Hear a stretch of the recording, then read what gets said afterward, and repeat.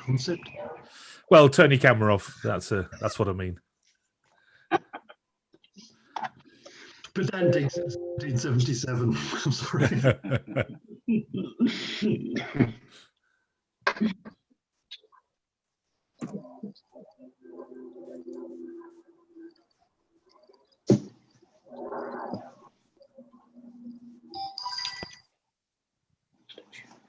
I've noticed that Robbie TD has muted his picture there, and usually every picture I've ever seen is only half of it anyway behind a pint pot. Oh, there he is. Muted. You mean he's actually got a face as opposed to just half a face? Anyway, that's all I know. Excellent. Excellent.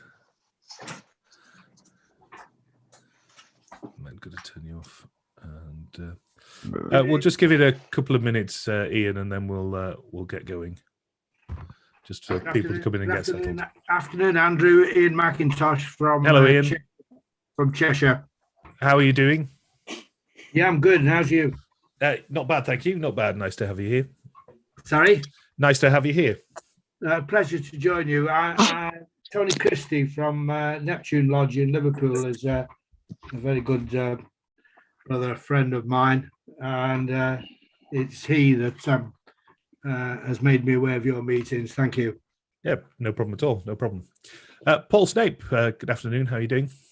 I'm doing very well, thank you. Just come inside out of the sunshine just to listen to Ian's presentation. Good. Excellent. So yeah, nice and pleasant. Yes, quite. It's a nice day for it, that's for sure. Stays like this for quite a while. Yeah. And then pick up. Yeah. Yeah, indeed. Right. Lovely. I'm just going to mute everyone now.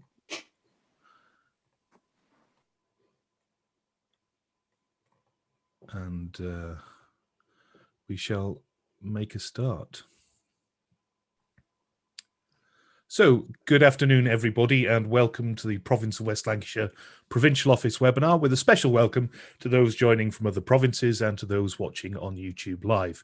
Please don't forget to like and subscribe. My name's Andrew Rydell, and I'm the Provincial Deputy Grand Secretary. You can join in the conversation today using the comments on Zoom and the and the chat function on YouTube. I'll be checking both throughout the session. So if you have any questions or observations, please post them there. So to today's session. This is the next in the series of webinars which focus on the other Masonic orders. And this week it's the turn of the Ancient and Accepted Rite, or Rose Croix. To tell us more, here is the Inspector General of the District of South West Lancashire, very illustrious brother, Ian Clark. Ian, good afternoon. Thank you for being here. How are you? What have you been up to recently? Well, thank you very much, Andrew, for the warmth and cordiality of your welcome. I've been in extremely good health for the last 15 months or so. Ironically, I don't think I've ever been so healthy, even during this pandemic. I've never even had a cold or a cold sore. So I think it's possibly the fact that we associate with too many people that would become ill the last 12 months. So yes, I'm fine. My wife is fine. Everything is good, as it were. Good, excellent. Right, I'll hand straight over to you, so you can get going. Thank you very much, Andrew. The Ancient and Accepted Rite for England and Wales and its districts and chapters overseas. The Ancient and Accepted Rite, or Rose Croix, is one of the oldest orders, and yet many craft masons know little about it. As the craft degrees have evolved over time, so too have the independent other orders of Freemasonry and rituals peculiar to them. Prominent among these in England and Wales is the Ancient and Accepted Rite, whose chapters are grouped into districts and administered by the Supreme Council 33rd degree, whose headquarters are located at number 10 Duke Street, St. James, London. The districts generally follow the craft provincial boundaries. The rite comprises 33 degrees, which tend to amplify the teachings of craft masonry within a Christian context. The candidates must have been a master mason for at least 1 full year and be in good standing with the craft and profess the Trinitarian Christian faith.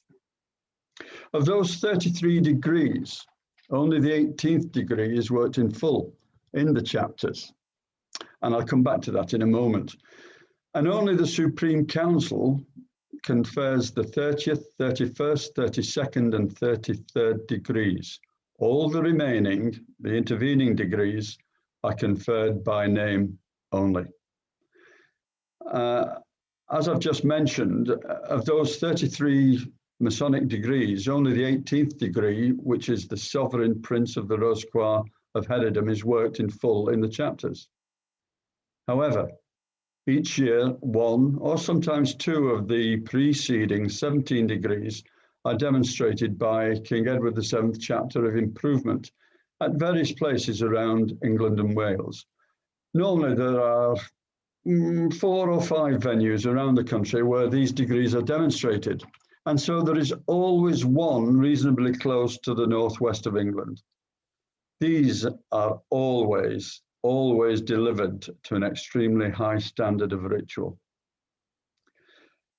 Now, the sovereign power of the ancient and accepted rite in England and Wales is committed to a Supreme Council consisting of 9 sovereign Grand Inspectors General, as prescribed by the Grand Constitutions.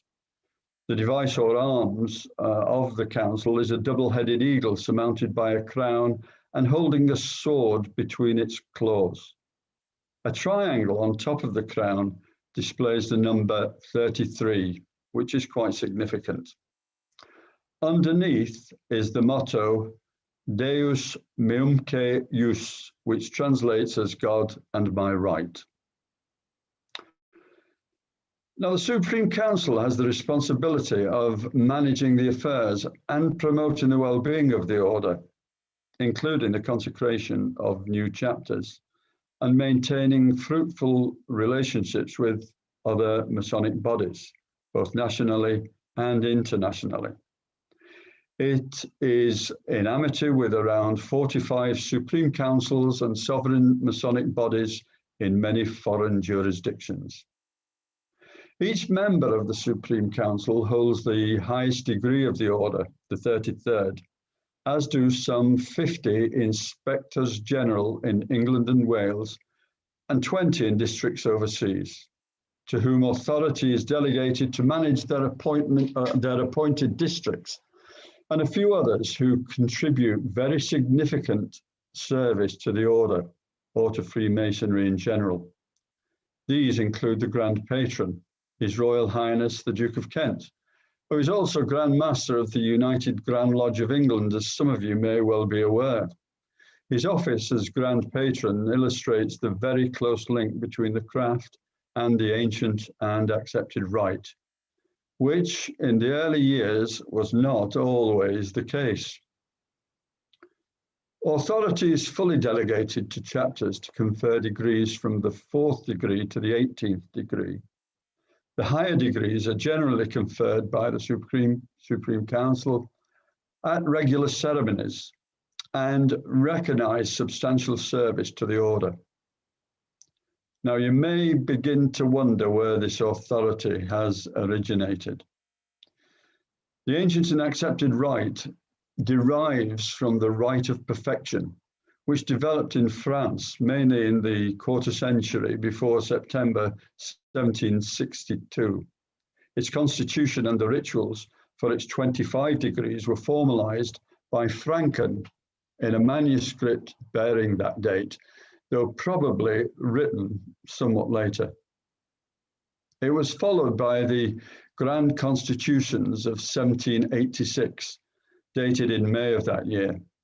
which described the ancient and accepted rite consisting of 33 degrees, largely as it exists today. This document was presented as the product of a council meeting under the titular direction of Frederick the Great of Prussia. However, the original has never been found, and the copies, extant copies, seem to be dated from nearer to 1800. In May 1801 in Charleston, the first Supreme Council, following the Grand Constitutions, was opened, now known as the Southern Jurisdiction of the United States of America. It was followed by France in 1804, Spain in 1811, and the Northern Masonic Jurisdiction of the United States of America in 1813. Ireland in 1826 was the sixth. England and Wales, 1845, receiving the patent from the Northern Masonic Jurisdiction of the United States of America, was the 11th, and Scotland in 1846 was the 12th. There are now independent Supreme Councils in over 60 countries.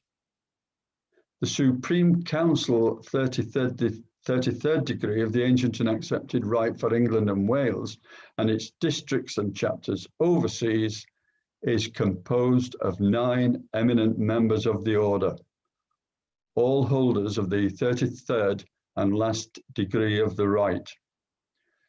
Chapters are organized into just over 50 districts in England and Wales, each under the jurisdiction of an Inspector General, who is appointed by the Supreme Council to have charge and supervision over the chapters within his district. The ancient and accepted rite has a very flat structure, and there is no equivalent to a Grand Lodge or Provincial Grand Lodge in the order, which also means that there are no provincial officers other than a district recorder to assist the Inspector General in administration and the business of the district. The district recorder for Southwest Lancashire is my crutch, and I must pay tribute to him. He is David Anderton, who many of you, certainly in the Merseyside area, will know well. The Inspector General is the representative of the Supreme Council in his district and is responsible for upholding the authority, standards, and dignity of the order.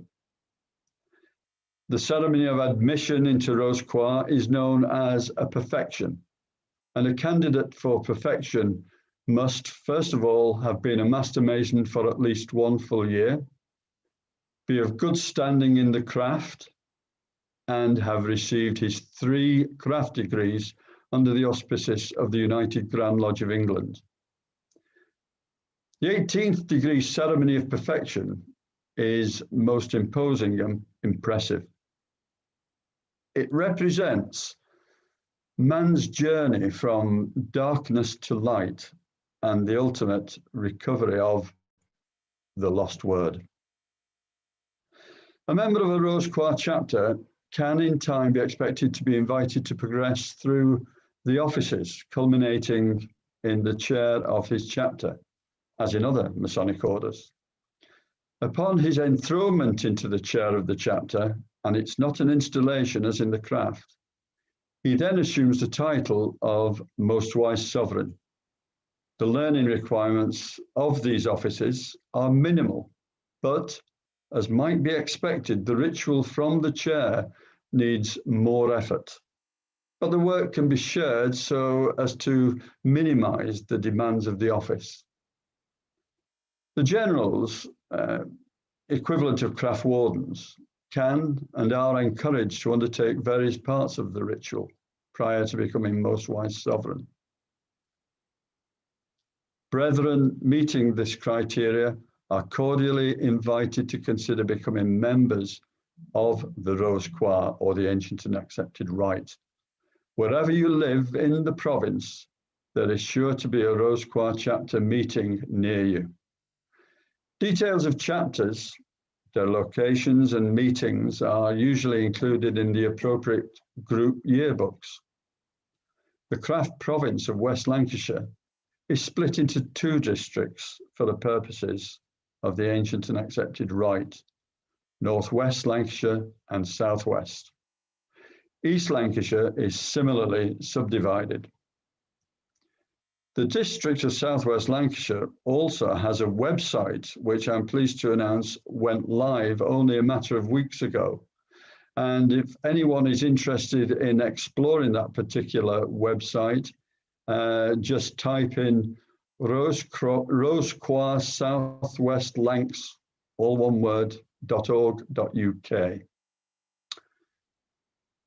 If you are interested in becoming a Roscoir Mason, you must simply ask the question, how do I go about joining a Roscoir chapter? I can assure you that someone will pick up on your question, and it won't be too long before they approach you clutching a pink form requesting a signature. Progress beyond the 18th degree can be attained without having served as Most Wise Sovereign, cannot be attained without having served as Most Wise Sovereign of a Roscoir chapter. It's only once you've been through the chair of a chapter and qualified in the work expected of the chair that you will be recommended. The 19th degree through to the 29th is communicated to the candidate before being conducted through the 30th degree ceremony. Now then, as far as the regalia is concerned, because I am a founder member of Technophobes International, and I didn't want to put a picture on screen of these different pieces of regalia, I've declined to do that. So many of you will be able to understand that and will be aware that the regalia of the Roscoir can be found on most regalia sales sites. And so I would recommend, if you are interested, to have a look on a number of various sites in respect of that. The 30th degree Grand Elected Knight Kadosh, or Knight of the Black and White Eagle, draws upon the philosophical interpretations of the Masonic system. The 30th degree is considered very Templar in nature. In the 31st degree, Grand Inspector Inquisitor Commander, one is charged to oversee the observation of Masonic laws. One is advanced to this degree in recognition of service rendered to the order over a lengthy period of time. The 32nd degree, Sublime Prince of the Royal Secret, counsels charity and tolerance towards all mankind. Only those who have merited additional recognition following long or active service to the order can attain this particular degree. The 33rd degree, Sovereign Grand Inspector General, is the supreme degree of the rite. This, the ultimate degree of the rite, is only conferred upon members of the Supreme Council, Inspectors General of districts, and other distinguished members of the order. The 18th degree, Knight of the Pelican and Eagle and Sovereign Prince Roscoir of Heredom. The regalia is minimal and is comprised of a quite spectacular collar and jewel. Neither gloves nor black tie are worn at our meetings. Regalia for the 18th degree is quite elaborate and colourful, comprising of the red collar edged with gold braid. On the face and rear are embroidered emblems and various symbols of the order. A jewel is appended to the collar. Having completed a year as Most Wise Sovereign, members are then considered for promotion to the 33rd degree. By dedicated service to the order, members can attain the 31st and 32nd degrees. Brethren, that more or less sums up my address as to the outlining of where the ancient and accepted rite originated and how it's developed over the years. I will now hand back to Andrew, and if there are any questions that he or you would like to ask, please feel free to do so. Thank you, Ian, for that. I've got. It almost seems like with these sessions, it's a kind of my shopping list in wanting to find out more before I join them, which it seems has happened on some of them. But just to kind of go right back to the beginning, and why do you start at 18? Just seems to. That's a very good question that I've never even considered thus far. But let me see. It starts at 18 because there are a number of intermediate degrees that you need to go through before you qualify as a candidate for perfection. Now, the first three of these degrees, in the main, worldwide, the first three degrees of craft masonry are accepted as equivalents of these degrees. From the 4th to the 17th, these are conferred by name in Rose-Croix chapters in a series of minor types of lecture. So it's only when you get to the 17th degree, which is also conferred by name, and signs, words, and signals are given to you, that becomes the precursor before you become perfected in the 18th degree. These intermediate degrees, I have to say, are many Masons who are members of other orders will recognize many of them as a form of some degree that they've worked through their Masonic career. I remember Paul Snape in his address making reference to he being the head of the Allied Masonic degrees, and he made reference to the fact that many of those of the 5 degrees would be recognized by people who've been through a number of other orders. I recognize them quite easily because I have been not just in this constitution but other constitutions through a number of those orders that certainly in England and Wales tend to be part of the sovereign bodies in their own right.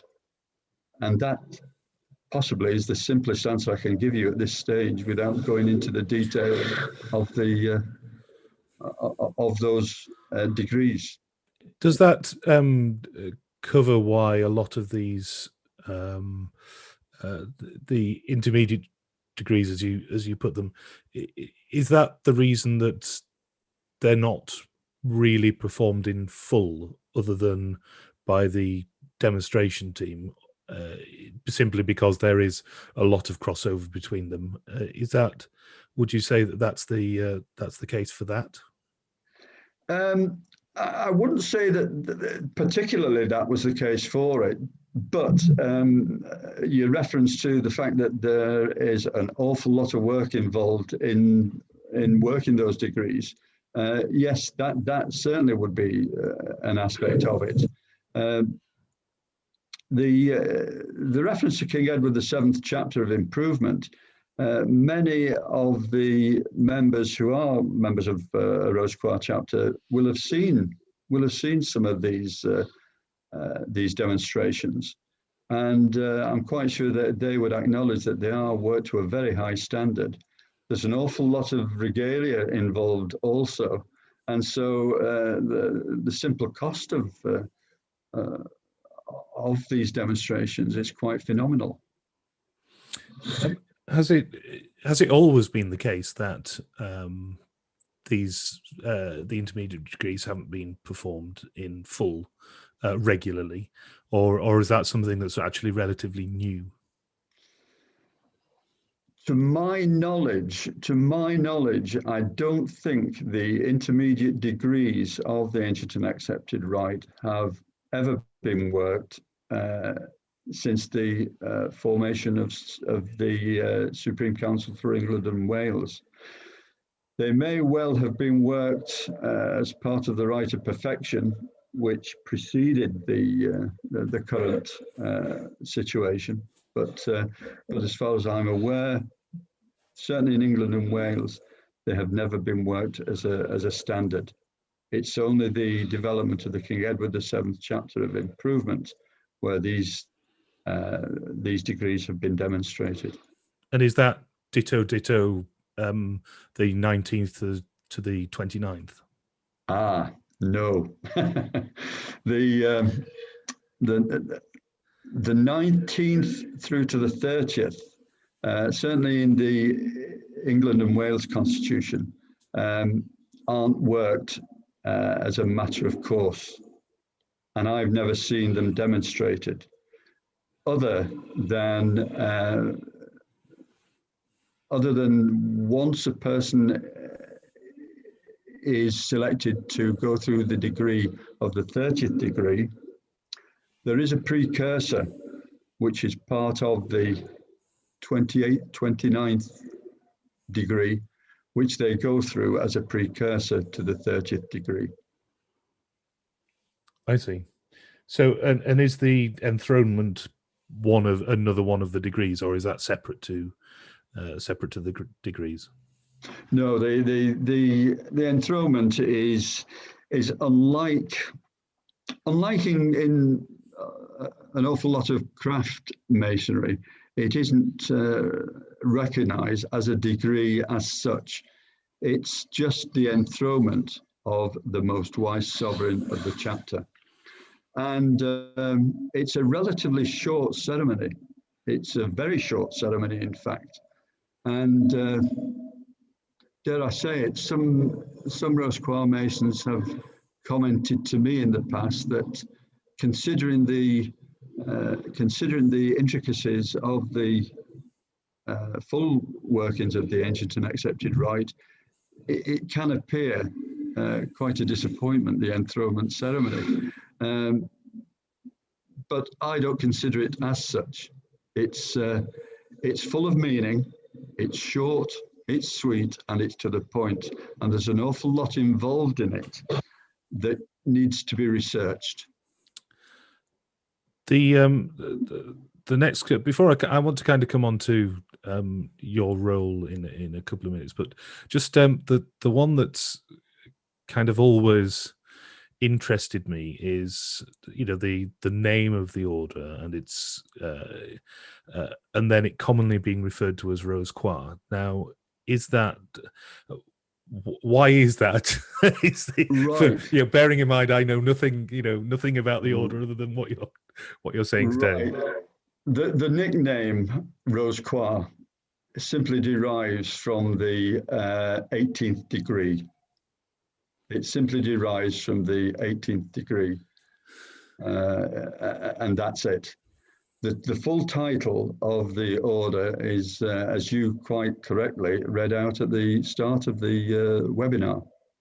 But I dare say for the sake of easiness, it's much easier to refer to the order as Rose Croix. It's quite incorrect, but that's what we must accept. Sure. Your role, what you've mentioned that there aren't any provincial or the equivalent of provincial ranks in the district. What do you cover within the district, and what's your remit? Well, the districts of South West Lancashire actually comprise 21 chapters, which is quite a large number for a particular district. However, you must bear in mind that the district covers mainly the industrial towns of South West Lancashire, which was a hotbed of Freemasonry many years ago, and incorporates, of course, Liverpool. So it's quite understandable why we have so many chapters in this particular district. Insofar as my role, I consider myself, and I'm sure that Supreme Council consider me in like terms, as a conduit from South West Lancashire through to the Supreme Council. In other words, I'm their eyes and ears, and I represent them in my particular district. You could say that I was an extension of the Supreme Council, but I wouldn't dare say that, not in public anyway. But that's what my role is in the main, to act as a conduit between the district and Supreme Council. What's the kind of career path to get there, if you see what I mean, in terms of what roles have you taken on other than where you are now? In Rose-Croix, my mother chapter was in Lee, a chapter in Lee, Atherley chapter, and a member of that chapter at that time was a very good friend of mine. Some of you may well have heard of him, the Reverend Jack Jeremy. And Jack took me under his wing, and he gave me certain advice about Rose-Croix Masonry. And the first bit of advice he gave me, which I didn't understand at the time, was don't accept an office in Atherley Rose-Croix chapter, because you will be becoming a founder member of another chapter before too long.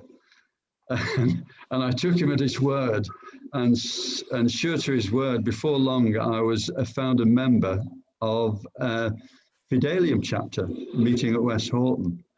And sadly, I didn't take office in my mother chapter for many, many years until recently, when I took a couple of offices and went through the chair as the Most Wise Sovereign. Ironically, during the period that I was in the chair as Most Wise Sovereign at Atherley chapter, I was appointed as Inspector General for the districts of South West Lancashire. So there's some reflected glory on Atherley when suddenly the Most Wise Sovereign appeared wearing a black hat, as it were. So that was it. From there, I developed mainly as a director of ceremonies. That appeared to be my forte, the ritual, and as a director of ceremonies. And I then became a founder member of another chapter at Bryn, Ashton in Makerfield, Benedicta chapter. And I became the founding DC of that chapter. And so it went on. So when my predecessor decided to retire, my name had obviously gone forward to the Supreme Council, and I was contacted by the Supreme Council, who were aware of my CV, and I was offered the position, and I thought about it for 3-4 seconds and accepted. And the rest is history, as it were. I've got to say, it's a wonderful, wonderful office. It gives me the opportunity to travel down to London, meet people in London, travel all over Europe, really, into Scotland, Ireland.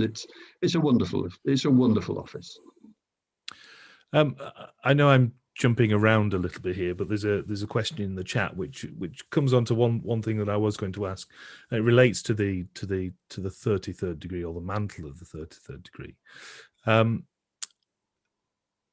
In the United States, it's relatively common for somebody to achieve the 33rd degree.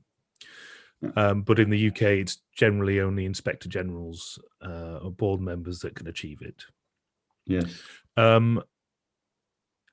Is it the same 33rd degree? Is it the direct equivalent, or is there something different between what you get in the United States and what you get in the UK? Well, first of all, I've got to say I have no idea what they do in the United States of America. I've heard stories that they go on weekend and week-long courses, and then at the end of it, they become a 33rd degree Mason. But the truth of the matter is, I don't really know. I'll answer the question in this form. In America, they have their own traditions. In England and Wales, we have also our own traditions.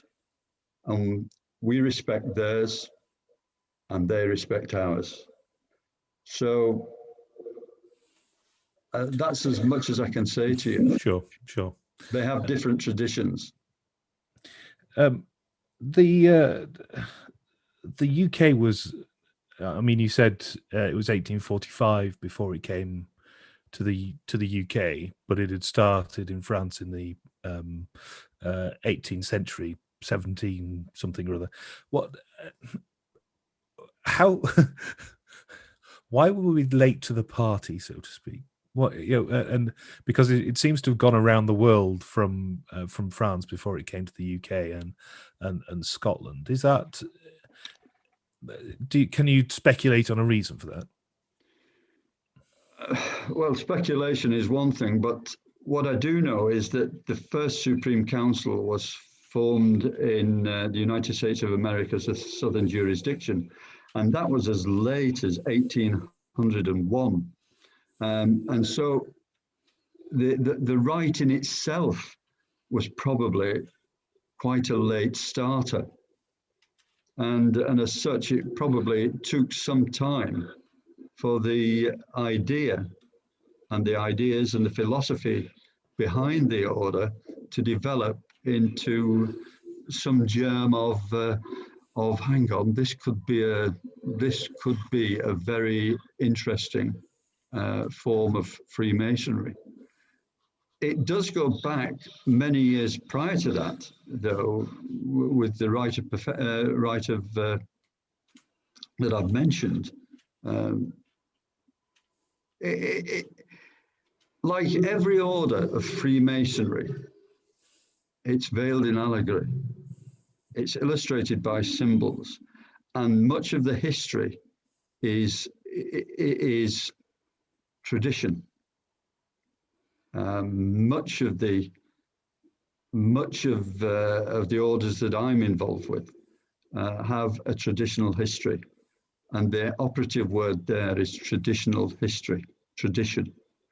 It may not be exactly as history has presented it to modern man. It may well be that we need to look closely at what the interpretation of the founding fathers were. It's clouded in a mist. And the simple answer is, I don't know. It would appear, however, that a lot of stuff was happening France after the 1745 rebellion in Scotland, which culminated at Culloden. And there seems to be an awful lot of Scottish exiles end up in France or Italy, where an awful lot of Scottish Freemasonry seems to have drifted. And that's as much as I can say. We could philosophize on this until the cows come home, but none of us will actually know until some documents appear. Can I get a bit more practical about it right now? It's obviously there's limited to what you can share and divulge with about the individual ceremonies. Do you have a particular favorite part, or do you associate especially with one of the particular elements of the of various degrees? Every aspect of the ceremony of perfection has great merit. If I had to choose one piece of the perfection ceremony, which I think has most impact on most people who've been through the ceremony, I would think it's the short ceremony known as the third point before closing the chapter. And I think many of the Rose Choir Masons who are perhaps on this particular webinar would agree with that. It's a very personal and very moving and very often quite emotional part of the ceremony, and it has a special meaning for me, and I know many other Rose Choir Masons. It's the final act of the ceremony of perfection, where a newly perfected brother prince is accepted amongst the members of the chapter. Yes. Does sound good. Moving on to kind of the more current and the more practical side of things. Obviously, we haven't been able to meet for over a year now. Best part of 15 months at the moment. How have you been keeping engaged with the other members throughout that time? Have there been interesting initiatives within that? Are numbers holding up? What are what's been going on during that time? Well, in my particular district, Southwest Lancashire, every chapter has organised a Zoom meeting, some 2 or 3 Zoom meetings. So individual chapters have been keeping in touch with each other, with some more success than others. Sometimes the attendance have been quite limited. Other times it's been a full screen. But generally speaking, they've kept in touch with each other. At this moment in time, we don't seem to have lost too many members. Very few, in fact. Very, very few. I think you could count them on one hand. And they are due to deaths not to do with COVID, it's probably just the age profile of the order. People tend to join Rose Choir at a much later age than other orders. So I'm quietly confident that 2-3 years down the line, we will be back to where we were prior to the pandemic. Good. It's always struck me from talking to my friends that are Rose Choir Masons. It's always struck me as one of the orders which, once you're a member, it's very engaging and you're hooked, kind of from the word go. And from what they tell me, they're mainly kind of younger guys in London. The ones that I'm particularly thinking of, it's just something that they are just felt very much at home with straight away, and they don't see many people resigning because of, other than for like you say, health reasons or family reasons. But in terms of once they're admitted and become a member, and I don't know if that's something to do with the selection process that chapters go through in terms of interviews and whatever, and in inverted commas, having a good look at people before they invite them to join, or they are kind of welcomed into the chapter. But it seems that there's a good stick to it, if you see what I mean, in terms of people join and they remain members. Is that just a perception, or is that kind of what your experiences are? I would, in the main, totally agree with what you say. Of course, as in any Masonic order, it doesn't suit everyone. But certainly, once people become an active member, they do tend to stick very closely to the order. And in fact, I've heard the phrase many times that if I had to give up my Masonic commitment, Rose Choir would be the last one that would have to go. And so it's an interesting point you do make. I suppose the intriguing part about it is the fact that it's so all-encompassing. The rite the rite covers virtually every other sovereign rite that you could possibly join, and you're taken through a journey of Freemasonry from the 4th degree onwards to your perfection at the 18th degree, and even further once you get beyond the chair. So I can understand why people become fascinated by it. Got a question from Neil Stewart. Neil. Yeah, hello.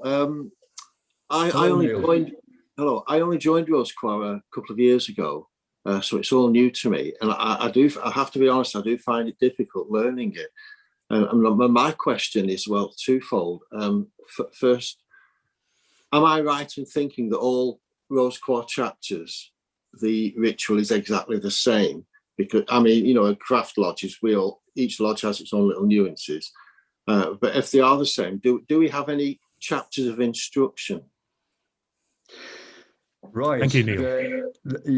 Thanks very much for that question, Neil. It's a very good question. And the first part is easy to answer. Yes, there is only one ritual, not for variation. You may go to different chapters and see variations, but they're not intended. But there is only one ritual, and Supreme Council are clear that that's the ritual that should be practiced. There are chapters of instruction. The King Edward VII chapter, which I've already alluded to, is the senior one within the order. But I do understand that in the Midlands there is a chapter of instruction. I've not had too many dealings with it, but yes, they do have a chapter of instruction. Certainly in my district, Southwest Lancashire, we're just in the process at the moment of trying to put together a demonstration team, not so much a chapter of instruction, but a demonstration team who can go along to chapters and demonstrate the correct way of doing certain aspects of the ritual. And that's where we're up to in Southwest Lancashire. you really need to you really have to rely on the expertise of your director of ceremonies of your particular chapter. Here in Southwest Lancashire, we do run a biannual seminar for directors of ceremony, and we get two well-known directors of ceremony to talk them through the ceremony. And I'm quite sure that if you kept your eyes open, I don't know which chapter you're a member of. Is it Northwest? Is it? It's just muted again, sorry. Yeah. Are you in Northwest Lancashire or Southwest? It's where's Dave? I can see Dave Ridings is with us. Help me out here, Dave. Which chapter did I join?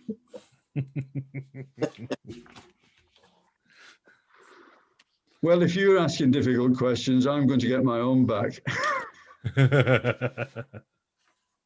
We'll find out. It doesn't matter. What the point I was going to make was that if you keep your eyes open and you want to attend one of our DC seminars, I'm quite sure that you'd be quite welcome to attend and observe.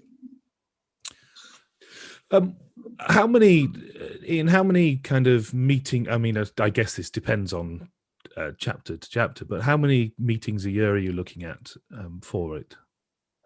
Generally speaking, it will be 3 meetings, two normal meetings and one enthronement meeting.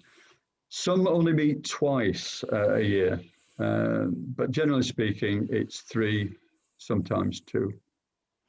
And just kind of on, we've touched on a bit. What kind of is the learning commitment for that? I guess it depends very much on what offices you said, but you said right at the beginning that it was less onerous than certain offices.